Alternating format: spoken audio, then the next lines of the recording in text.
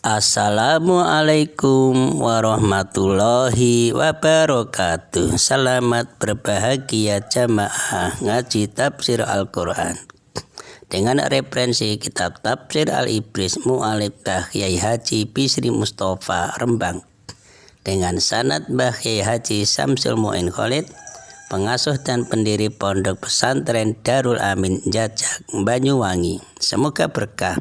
Amin. Dilanjutkan surat Al-Fatihah ayat 6. A'udzu billahi minasyaitonir rajim. Bismillahirrahmanirrahim. Ihdinas siratal mustaqim. Ihdina.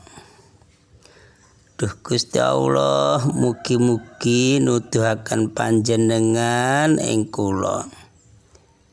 Tunjukkanlah kami ya Allah as-sirata ing dalan di jalan al-mustaqima kang lurus kang jejeg. Ayat 6 surat Al-Fatihah. Sebelum menerangkan Ihdinas siratal mustaqim ayat 6, kita masih ingat, mengulang lagi ayat sebelumnya. Iyyaka na'budu wa iyyaka nasta'in. Ayat ini menunjukkan ibadah manusia kepada Allah. Nah, apa sih artinya ibadah?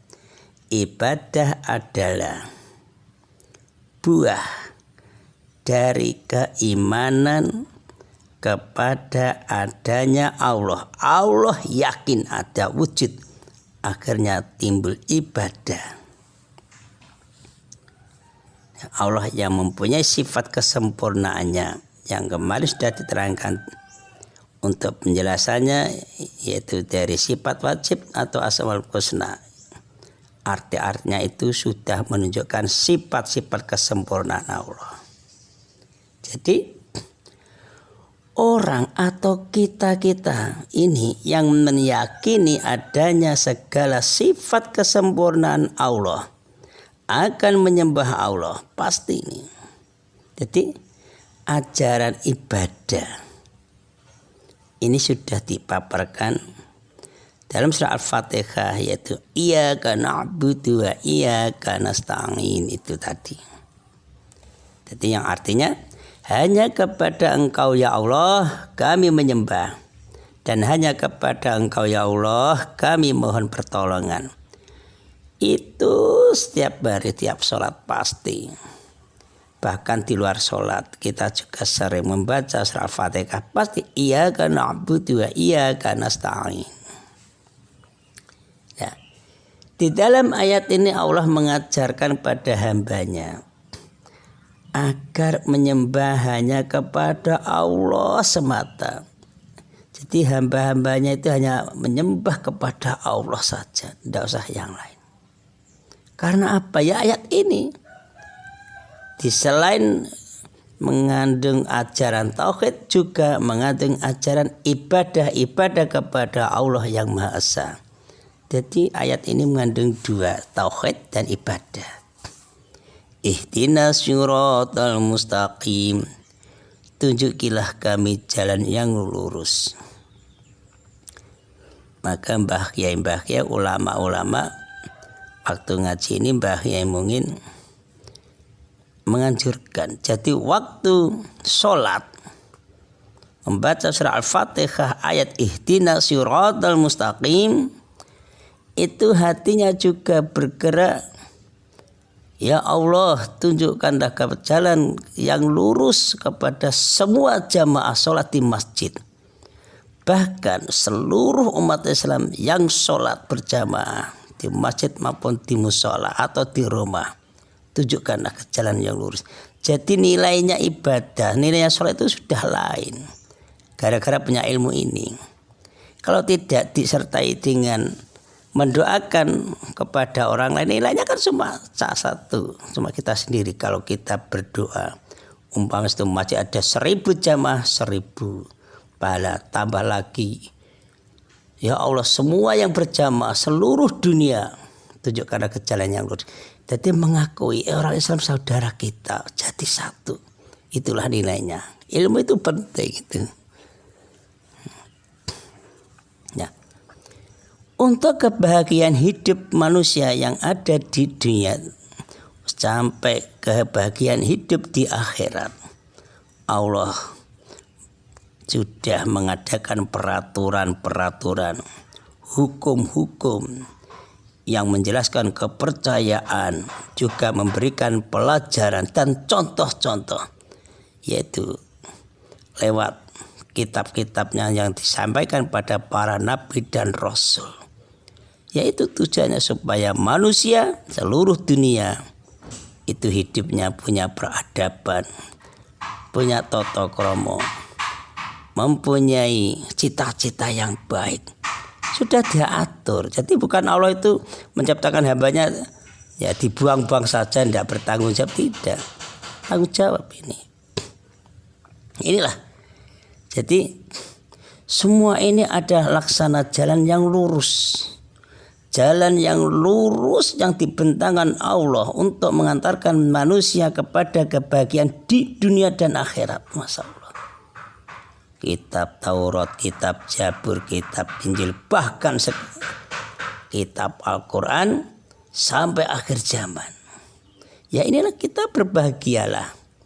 Atau kita dan teman-teman kita yang mau menjalaninya berbahagia. Tapi juga sengsara bagi yang menghindari dari jalan yang lurus ini. Menghindari, tidak melewat, ya jelas sengsara. Yang dimaksud mengikuti jalan yang lurus, petunjuk yang lurus ialah beribadah kepada Allah. Ya caranya mematuhi peraturan-peraturan Allah. Sholat, rukun sholat, harus tahu. Wajib, mandi wajib, tahu rukun wudhu, niat wudhu. Pokoknya secara fikih itu dipentingkan. Ya, bahkan bisa mengambil pelajaran dan teladan dari contoh-contoh yang telah diberikan Allah, para rasul, para nabi, para sahabat, para ulama, yang di situ khaliyahnya, tingkah lakunya, cara beribadahnya sudah bisa dicontoh pada kita ini. Kita hanya mencontoh saja loh. Kan enak.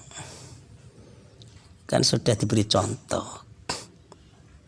Jadi alhamdulillah kita tambah paham, oh caranya sholat gini, nah, sujud rukuknya begini. Di anak-anak itu dipraktekkan.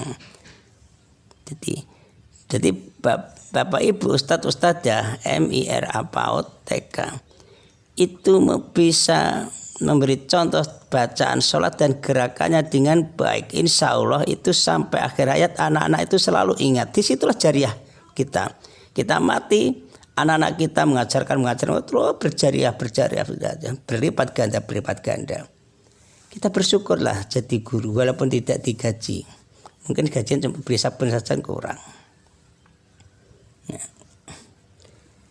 Perlu diingat, ibadah tidak dapat dipisahkan dari tauhid. Atau sebaliknya, tauhid pun tidak dapat dipisahkan dari ibadah. Saya ulang. Ibadah tidak dapat dipisahkan dari tauhid.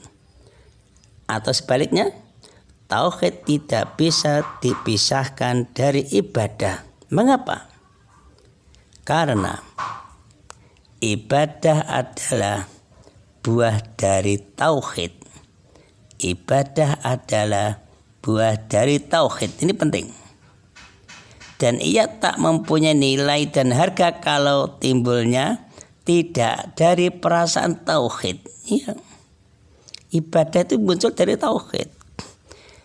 Demikian pula dengan tauhid, yaitu tauhid tidak akan subur hidupnya di dalam jiwa hati manusia, di dalam jiwa dan raga manusia, kalau tidak selalu dipupuk dengan ibadah. Selalu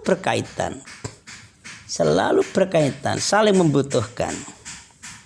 Jadi Kalau ada orang, untuk apa kita sholat itu, untuk apa sujud rukuk, untuk apa kita sedekah, yang penting kita ini kan ingat pada Allah.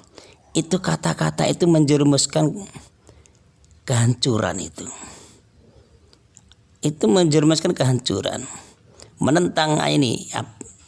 Ibadah dan tauhid tidak bisa dipisahkan, tauhid dan ibadah tidak bisa dipisahkan. Kita cuma tauhid tidak ibadah, iya tidak jalan, pasti goyang, pasti hancur itu. Diajar pada anak-anak supaya anak-anak itu sampai akhirnya ibadah tauhid selalu bersamaan, selalu berkaitan. Tauhid dan ibadah selalu berkaitan. Inilah Islam. Bukan ilmu kapitayan, bukan aliran kapitayan. Aliran betul-betul Islam itu agama yang betul-betul sempurna, ya Islam ini. Selainnya tidak.